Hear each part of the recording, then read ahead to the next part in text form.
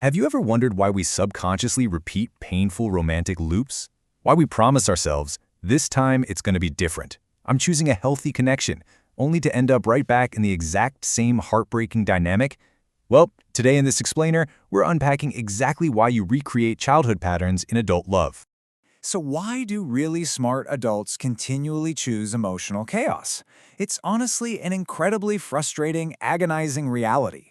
We see highly intelligent, profoundly capable people, maybe this is you, or maybe it's someone you care deeply about, repeatedly choosing partners who are emotionally unavailable, highly anxious, or just plain volatile.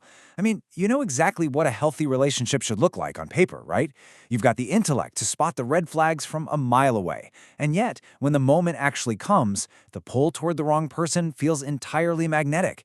It completely overpowers your rational mind. Okay, let's dive into this jarring contrast. Look at your outer world for a second, your professional life. In that space, you are in control. You're respected, you're deeply rational. Think of a brilliant executive who negotiates million-dollar deals and manages complex teams with just absolute grace. But behind closed doors, the intimate reality is entirely different. You feel intensely anxious, perpetually needy, maybe even emotionally trapped. Literally, a single text message left on read can completely derail the exact same mind that just closed a massive contract. How in the world can one person inhabit two drastically different realities? You know, we often torture ourselves with a very specific lie. We tell ourselves, I just need to make the right choice next time. I just need to pick better. But relying purely on conscious choice, it's an illusion. And I really want you to hear this clearly, because it's absolutely crucial. This pattern of choosing emotional chaos, it is not a sign of brokenness. You are not fundamentally flawed, and you are not intentionally self-sabotaging your own happiness. What you're actually experiencing is the result of an invisible script, one that's operating deep within your nervous system. A script that was written long before you ever went on your first date. Which brings us to part 1, the algorithm of familiarity and how our early environments write that script. To understand the chaos of our adult romantic lives, we really have to look at the root cause. Strictly psychologically speaking, love is basically an internal dictionary written by our early childhood environments. It dictates what connection and safety actually feel like to the brain. For just a moment, we have to strip away the romance, the poetry, the movies, the whole shebang. To a developing child, whatever their caretaker provides, or, crucially, fails to provide, is recorded as the absolute definition of love. To your subconscious, love isn't a fairy tale. It's a localized algorithm. It was coded in your most formative years, based on what you experienced daily, whether that was warmth and attunement or distance and unpredictability. Let's trace out this developmental path. Think back to infancy. At that stage, your entire mammalian nervous system is completely reliant on your caretakers for survival. If they're stressed, distant, or overwhelmed, your tiny, developing nervous system literally registers that distress as a threat to your existence. Then, moving into early childhood, you're forced to adapt.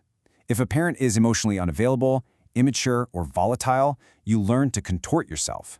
You learn to suppress your own needs just to maintain whatever fragmented connection you can get. And then, tragically, we reach adulthood. Your brain subconsciously seeks out that exact same dynamic. Why? Because it's literally the only blueprint for connection your nervous system possesses. And this adaptation creates what we call your subconscious blueprint. Children who lack genuine emotional intimacy end up adopting protective role selves just to survive the emotional neglect of their environment. Maybe you learn to always put others' needs first, becoming this overly compliant caretaker who believes love is something you have to earn through exhausting effort. Or you learn to suppress your true feelings for approval, acting as if you just don't require any comforting. And, perhaps most devastatingly, you learn to accept emotional distance as normal.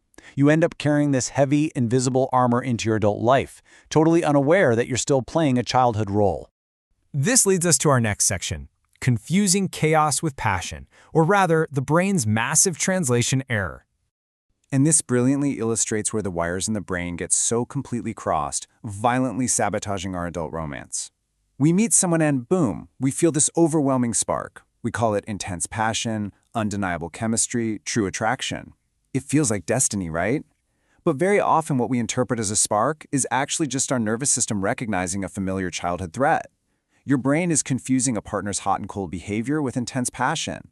It's confusing an empty, agonizing craving for their validation with true attraction.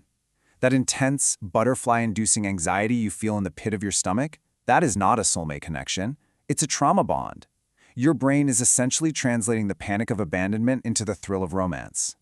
Now, I want to slow down for a second here because there is a profound, highly counterintuitive truth we have to face. The most primitive parts of our brain tell us that safety lies in familiarity. We always assume we naturally gravitate toward what's good for us, right? But to your deep, ancient mammalian brain, predictability is actually safer than the unknown, even if that predictable thing is deeply painful. Think about it. If you grew up walking on eggshells around a volatile parent, a peaceful, healthy relationship is going to feel dangerously unpredictable to your nervous system. Your brain actually panics in the peace. It thinks, okay, when is the other shoe going to drop? And it will actively seek out the familiar chaos just to feel a twisted sense of secure ground. We don't always choose what is healthy. We often choose what feels familiar. I really want you to just sit with the immense, profound weight of that truth.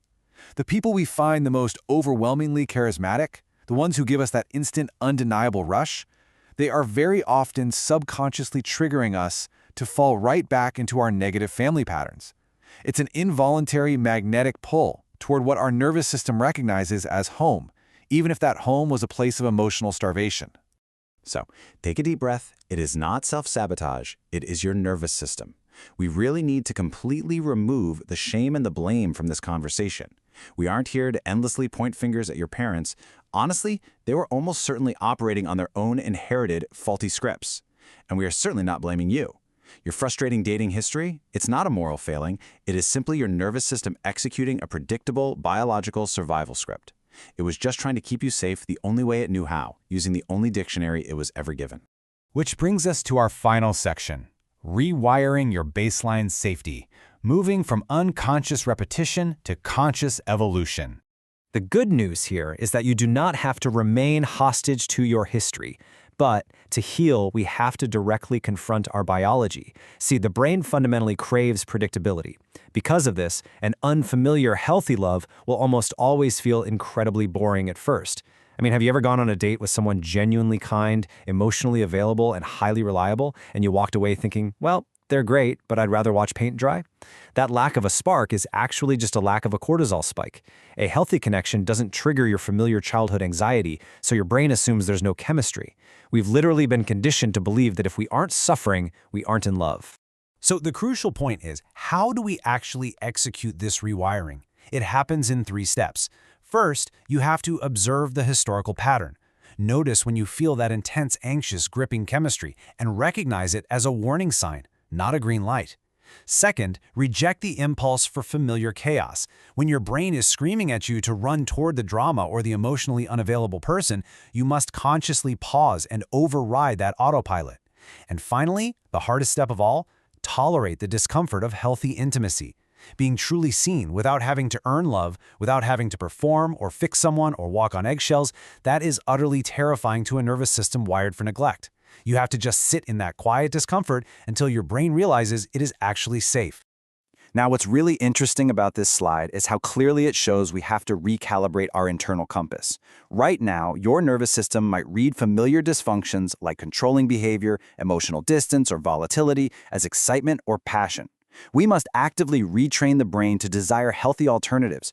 We need to look for people who are respectful of boundaries, who lean in and are engaged and responsive, who are relentlessly reliable and safe.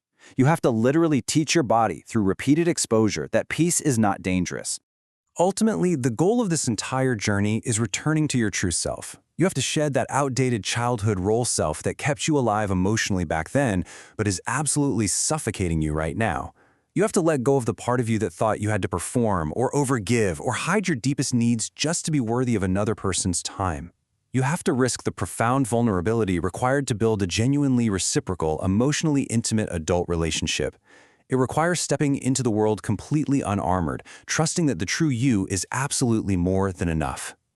As we close this explainer, I want you to ask yourself a very important question. Are you chasing love, or are you chasing what you already know?